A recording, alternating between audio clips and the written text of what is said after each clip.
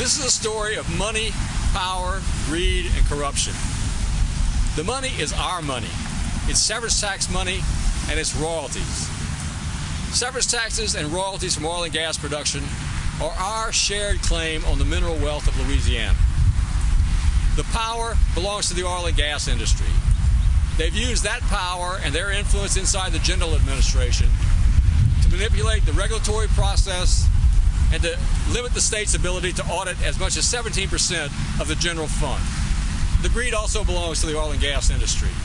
Over the past 7 years, despite collecting $2.4 billion in severance tax exemptions, the industry has used their influence to game the severance tax exemption system, to waive fines and penalties, and to shift responsibility for auditing severance taxes out of the Department of Revenue and into the Department of Natural Resources. The corruption in this story stems from the capture of the Department of Natural Resources by the oil and gas industry. As a result of that capture, policy choices made by the agency favor the industry over the public interest consistently in a string of decisions that stretch back more than 7 years. This is a scandal that's been hiding in plain sight. The information contained in this report are found in reports from the Louisiana Legislative Auditor, the Louisiana Department of Revenue, and the records of the Louisiana Legislature. What they suggest is that the fiscal crisis that threatens to wreck our state right now is directly linked to the power, greed, and corruption at the heart of this story. This story is looting Louisiana.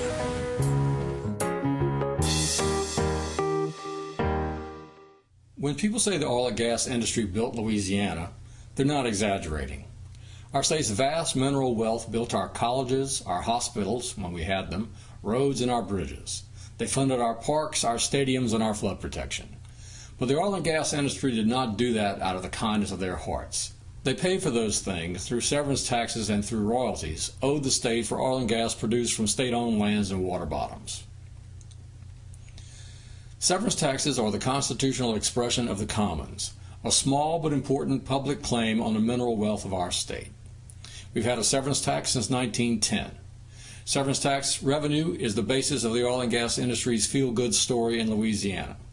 Severance tax revenue built this state, but it was always our money. Jan Moeller is the director of the Louisiana Budget Project. Moeller says that while state government is less dependent on oil and gas revenue now than it once was, severance taxes and royalty payments are still essential components of the state's general fund financing. Well, they play a significant role in the state budget, but not as significant as they once did. If you go back to the mid-'80s, about 40% of Louisiana's budget was tied to oil and gas revenues. Today, that's around 15 to 17, 18%, depending on the year and the activity in the oil field. So we're much less dependent on oil and gas revenue than we once were, but it's still a key part of the state general fund.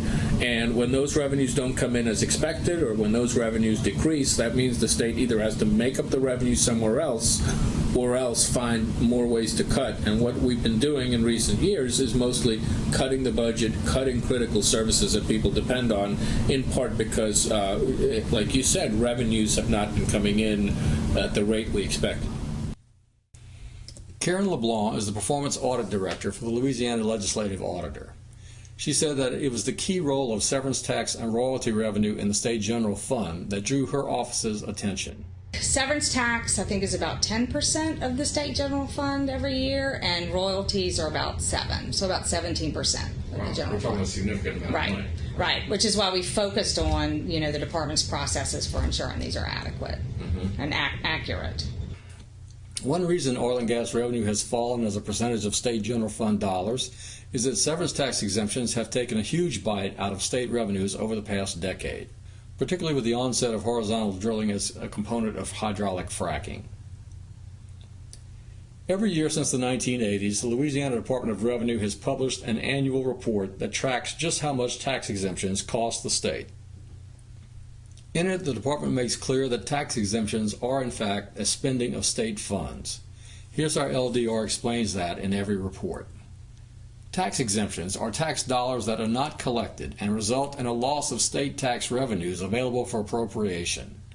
In this sense, the fiscal effect of tax exemptions is the same as a direct fund expenditure.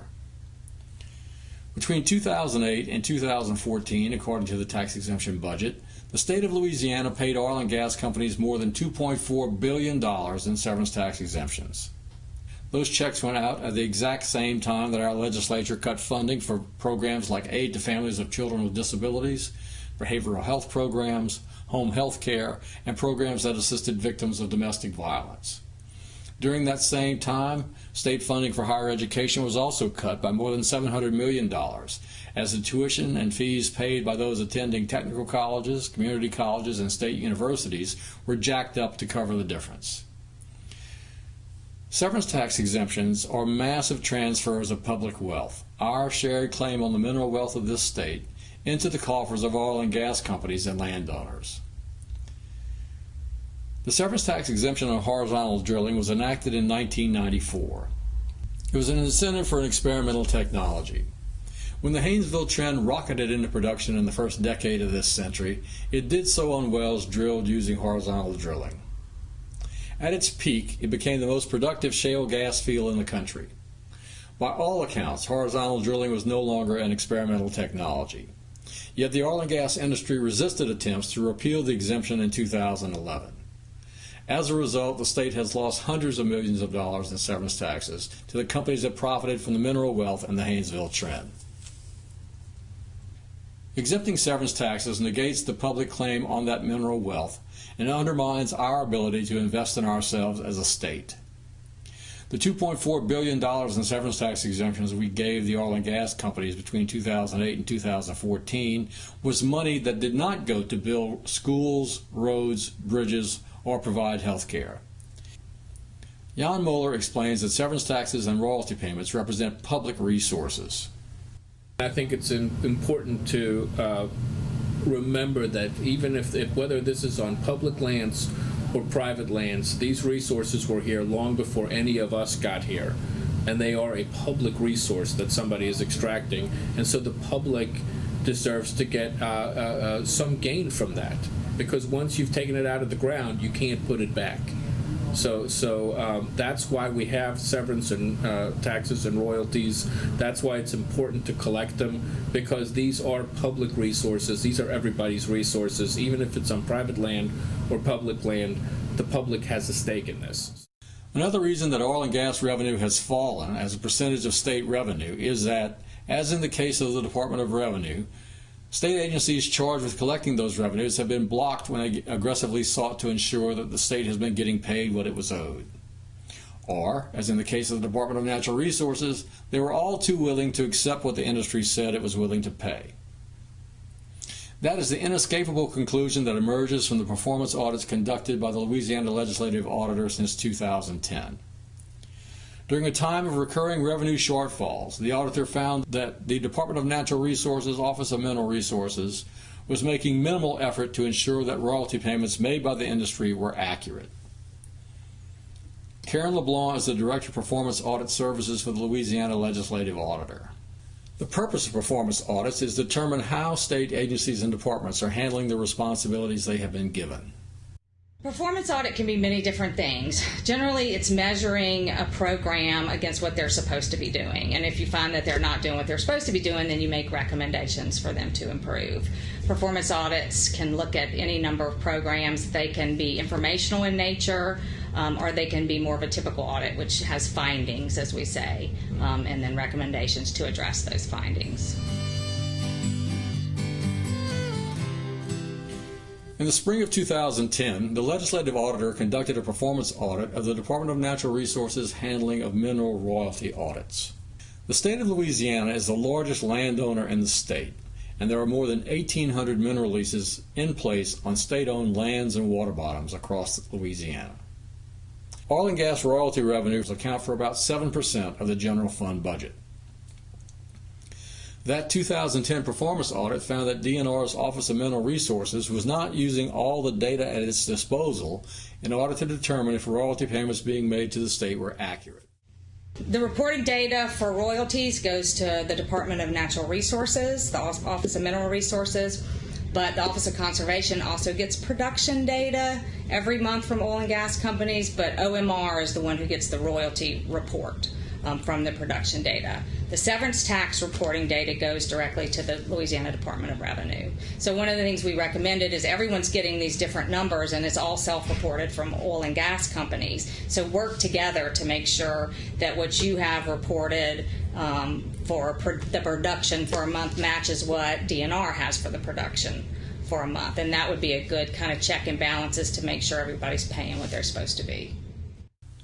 That 2010 report also found that it had been 10 years since DNR and the Office of Mineral Resources had conducted a volume audit to verify the accuracy of royalty payments.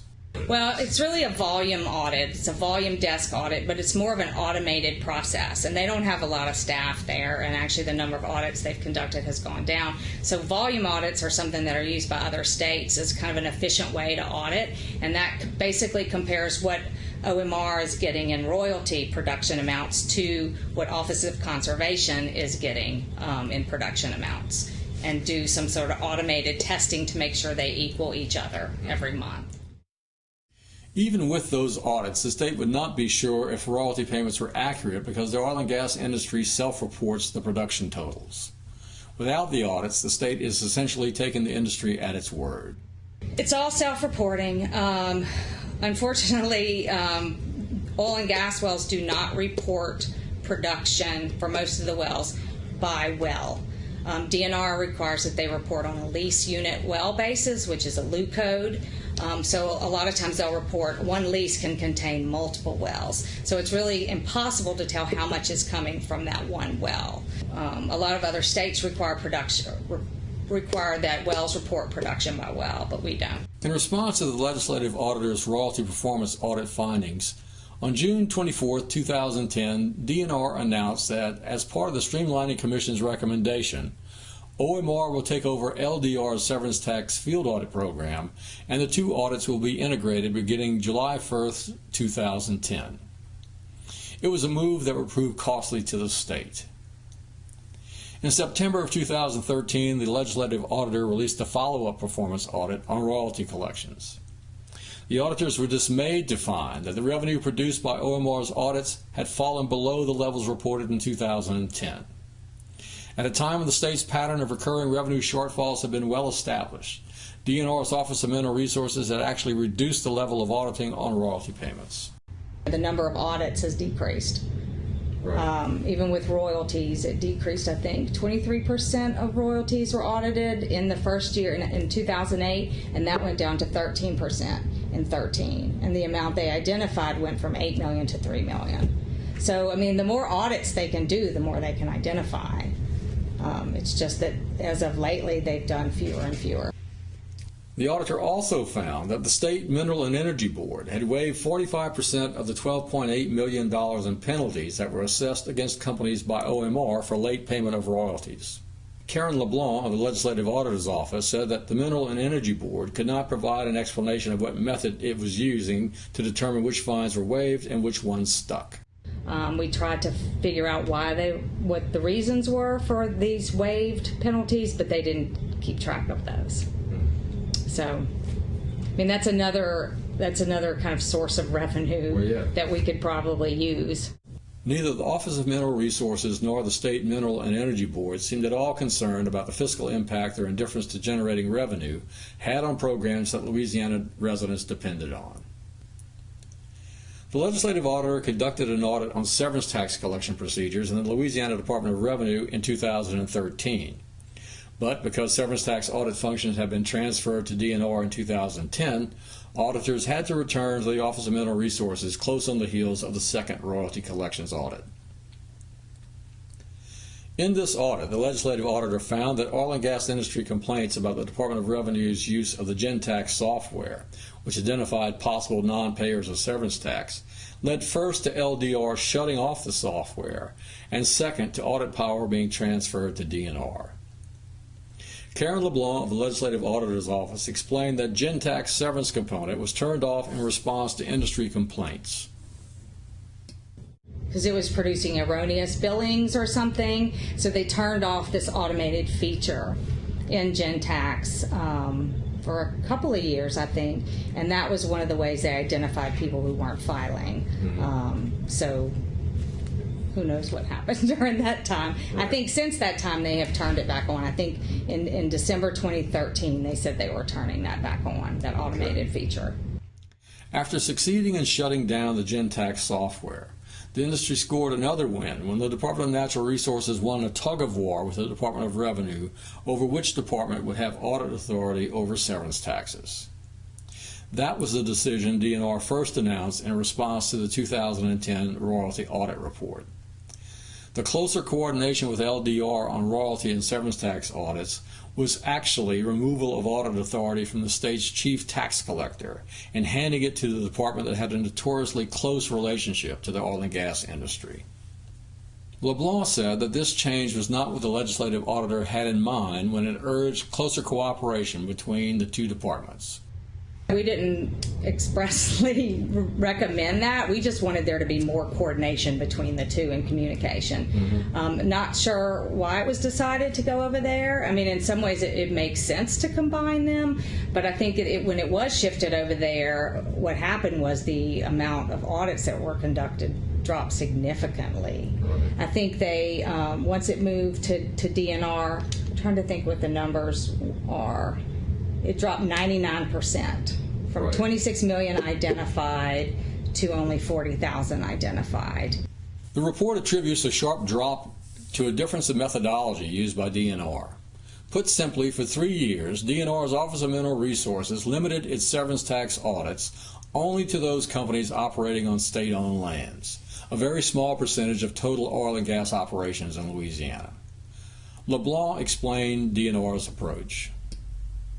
And part of the reason they gave for that was they only did audits of severance taxes if that same company had state-owned leases or had paid royalties as well. So they combined the two. But there's tons of oil and gas companies that aren't on state. Yeah, right. So that severely limited who they looked at. The scale of oil and gas production not audited as a result of that shift was staggering. DNR's field audits ignored oil and gas production on private lands, which comprised 98.1% of all oil and gas leases in Louisiana. Losing out on potentially hundreds of millions of dollars during tight fiscal times put more pressure on already strained state budgets. But this apparent loss to the state was a big win for the industry. How big? Well, for starters, industry complaints about severance tax audits, which had produced the shutdown of the Department of Revenue's Gentax software, disappeared completely. And why not? Severance tax audits were limited to companies operating on state leases. The rest of the industry, operating on the 98% of leases on private lands, was left to pay what it wanted for 3 years. Jan Moeller of the Louisiana Budget Project said that for those 3 years when severance tax audit authority was transferred to DNR, the department had control of one key component of the state's general fund.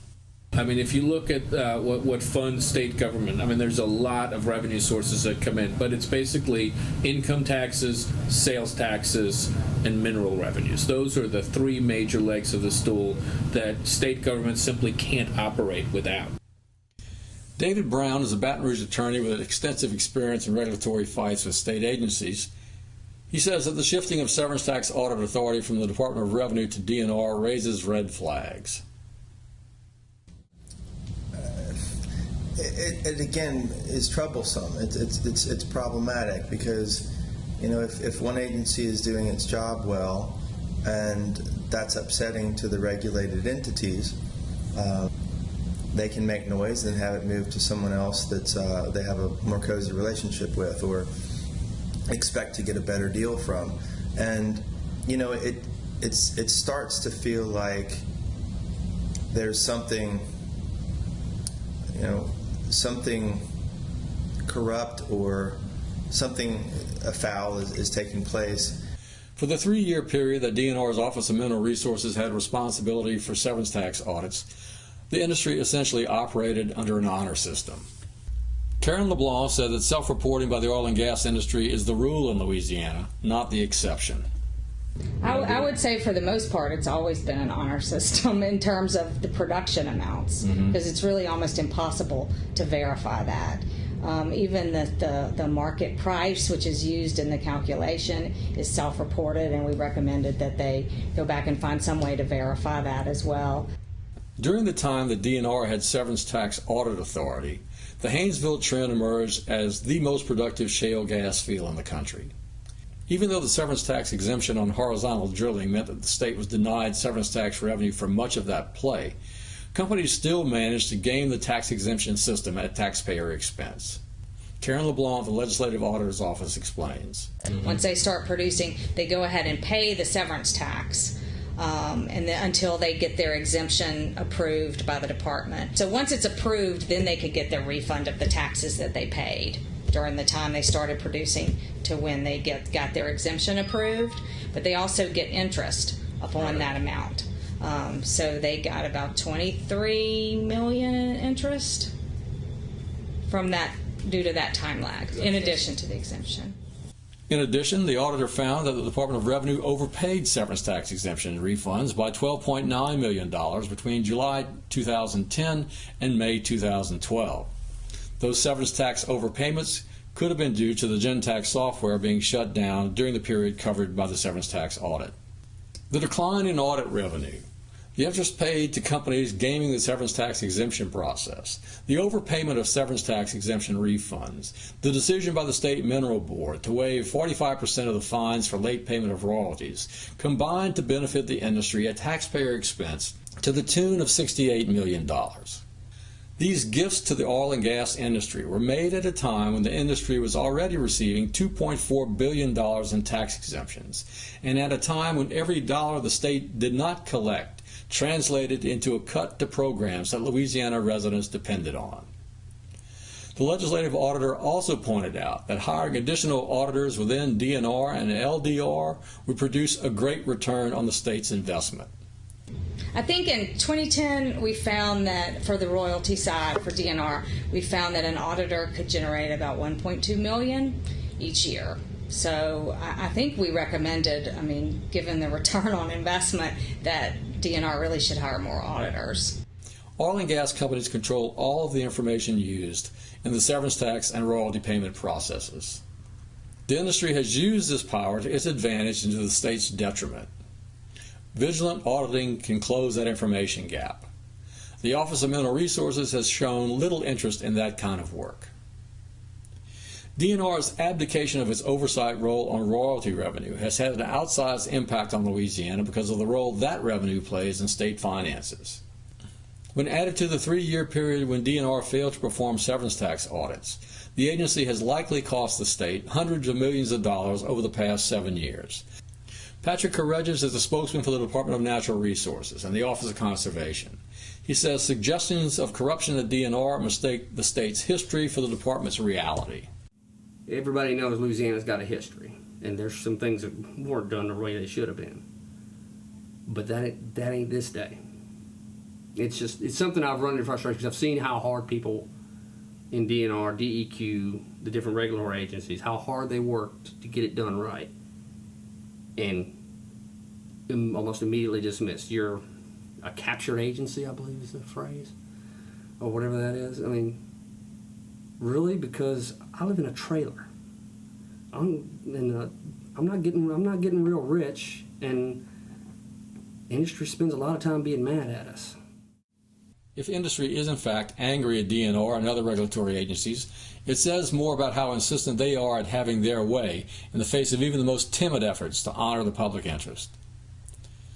Not all forms of corruption involve payoffs. There are more subtle forms. One of those is regulatory capture. DNR's relationship with the oil and gas industry is a clear example of regulatory capture. Regulatory capture is a form of political corruption that occurs when an agency created to act in the public interest advances instead the special concerns of the industry it was charged to regulate. In DNR's case, the proof is in the policy choices. When confronted with choices between favoring industry's interest or the public interest, DNR, its various offices and boards, have consistently chosen to serve the interests of the oil and gas industry instead of the public interest. All of this was taking place when the state was operating within tight fiscal constraints. Budget cuts were devastating programs ranging from aid to families of children with disabilities, home health programs for the elderly and disabled, programs for victims of domestic violence, and others. State support for higher education in Louisiana was cut faster and deeper than in any other state in the country. Yet the oil and gas industry got its $2.4 billion in severance tax exemptions and continued to seek and find ways to make money off the state during tight budgetary times. Jan Moeller of the Louisiana Budget Project explains the implications of all this. We have a revenue problem in this state. There are hundreds of bills that have been filed for this upcoming session that raise taxes in some way, shape, or form on average Louisiana families. And before we ask those families to pay more, and they may have to pay more to make up this shortfall, it is critical that we collect what we are owed already, that we enforce the laws that are already on the books. That's why this is important. In the 2014 legislative session, Senator Rick Gallo of Ruston and Representative Joe Harrison of Gray introduced concurrent resolutions to order LDR, DNR, and the legislative auditor to agree upon a means to conduct a thorough audit of oil and gas production, severance taxes, and royalty payments. Gallo's resolution passed the Senate by a vote of 35-0. But by the time the resolution reached the House floor in early June, the oil and gas industry and the General Administration recognized the threat the audit posed, so they joined up to kill it. The resolution had to be killed to keep the secret. In the midst of a prolonged and deepening fiscal crisis, the General Administration and the industry did not want legislators and the public to question whether severance taxes and royalties paid to the state were accurately calculated. The Department of Natural Resources betrayed the trust of the people of this state. It failed its fiduciary responsibility twice. First as a collector of royalty payments, and again during its time as chief auditor of severance taxes. It has repeatedly put the needs of the industry above the needs of the people of this state. $2.4 billion in severance tax exemption payments were not enough for the oil and gas industry. Its greed is so great that in a time of fiscal constraints on state government, it went out of its way to cheat the state out of still more money. It used its power and influence in the Department of Natural Resources and its ties to the General Administration to do so. By these acts, the oil and gas industry has shown itself to be unworthy of the trust we have placed in it. For looting Louisiana in our time of fiscal need, the oil and gas industry should be stripped of its severance tax exemptions. Under the Louisiana Constitution, we are entitled to the full benefits of this state's mineral wealth.